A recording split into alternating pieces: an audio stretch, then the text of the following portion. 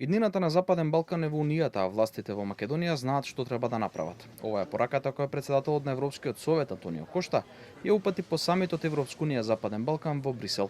Во писмената изјава Кошта нагласува дека проширувањето останува меѓу клучните приоритети, како и дека процесот е врз основа на заслуги, а не надпревар меѓу земјите кандидатки. Проширувањето вели дека е засилува и самата Унија, која, како што додава, треба да испорача на очекувањата кои ги создава.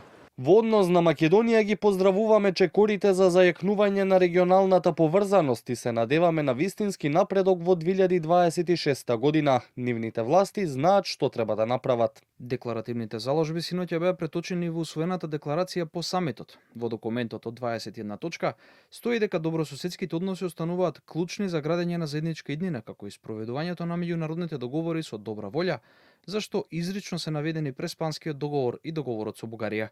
Дел од аналитичарите во земјава велат дека на вчерашниот самит само била потврдена позицијата на Брисел дека без уставни измени нема напредок. Ова што го гледаме е една хомогенизација на проектот од Брисел, која се повторува кон нашите оквирски преземени во преговарачката рамка, конкретно уставните измени, се повторува на неколку параметри. Сите упатуваат на една јасна порака, а тоа е дека не треба да очекуваме промена на сегашните услови, под кои сме ги прифатиле во рамките на преговарачката рамка.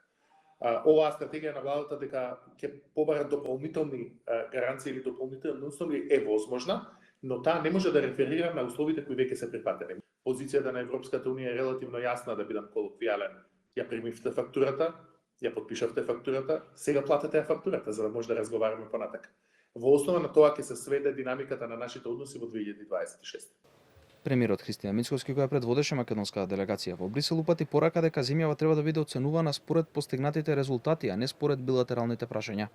Мицкоски истакна дека Македонија со години покажува посветеност кон европските реформи и дека одамна го заслужила своето место во европското семејство. Така работиме до сега, така ќе продолжиме